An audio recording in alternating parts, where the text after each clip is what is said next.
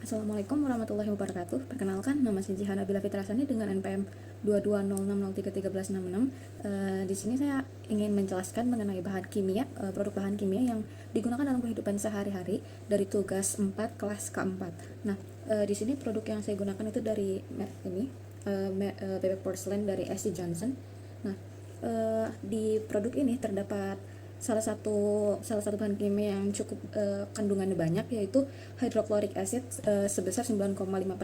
Nah, sebenarnya hydrochloric acid ini dipakai untuk apa sih selain untuk menjadi pembersih porselen kamar mandi. Nah, hydrochloric acid ini juga digunakan untuk seperti pemurnian biji dalam produksi timah, lalu pengawetan dan pembersihan produk logam, dalam pelapisan listrik, dalam menghilangkan kerak dan pada boiler, sebagai katalis dan pelarut dalam sintesis organik, dan lain-lainnya. Nah, selanjutnya ini kita ada identifikasi bahan. Nah, yang saya ambil sebagai identifikasi bahan adalah physical and chemical properties. Nah, di sini ada physical propertiesnya itu yaitu keadaan fisik berupa liquid yang mana appearance-nya itu tidak berwarna, dan lalu ada baunya itu pungent atau bau tajam gitu ya, dan lalu pH-nya itu kurang dari 1, di mana titik leburnya itu minus 36 derajat Celcius, lalu titik didihnya itu pada 57 derajat Celcius, memiliki kelarutan larut dalam air, dan rumus molekulnya itu adalah ClH ataupun HCl. Nah, selanjutnya kita masuk ke bahaya dan label GHS pada hydrochloric acid yang ada di produk ini. Nah, bahaya dari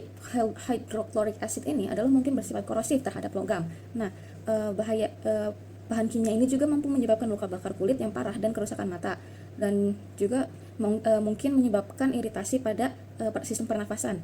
Nah, untuk label GHS-nya itu yang berkorosi atau for corrosive damage to metals as well as skin or eyes, dan juga yang bentuk exclamation mark, di mana menunjukkan may cause less serious health effects or damage to the ozone layer. Nah, lalu di sini untuk tindakan pertolongan pertamanya ada 4 poin, yaitu ketika apabila terkena mata, lalu apabila terkena kulit, lalu apabila terinhalasi, dan juga apabila tertelan. Nah, untuk yang pertama, apabila terkena mata, tindakan pertolongan pertama yang dilakukan itu untuk segera membilas dengan banyak air, juga di bawah kelopak mata, setidaknya selama 15 menit. Perlu perhatian medis segera. Kemudian apabila terkena kulit, sama seperti terkena mata, harus segera dibilas dengan air yang banyak selama minimal 15 menit. Nah, apabila terkena kulit ini juga perlu perhatian medis segera. Lalu apabila terjadi inhalasi, pindahkan korban segera ke udara segar. Jika sulit bernafas, berikan oksigen, namun jangan gunakan metode mulut ke mulut jika korban menelan atau menghirup zat tersebut.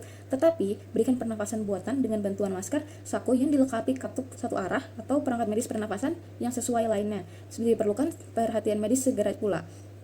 Dan apabila tertelan, jangan memaksakan untuk muntah, namun untuk segera menghubungi dokter atau pusat kendali racun. Lalu, poin selanjutnya itu adalah tindakan penanganan dan penyimpanan aman. Untuk tindakan penanganan, gunakan alat pelindung diri atau pelindung wajah. Jangan menghirup kabut atau uap atau semburan.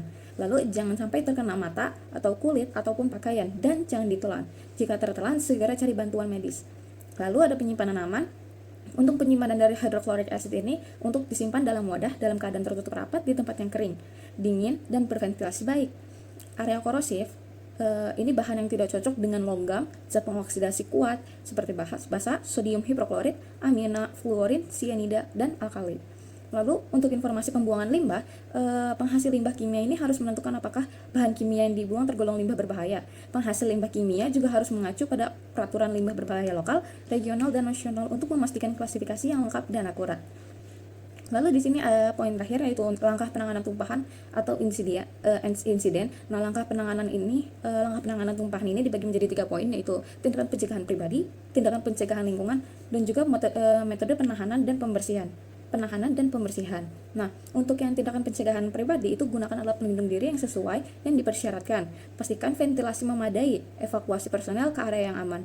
Jauhkan orang dari tumpahan atau kebocoran dan arah angin. Jangan sampai terkena mata, kulit, atau pakaian.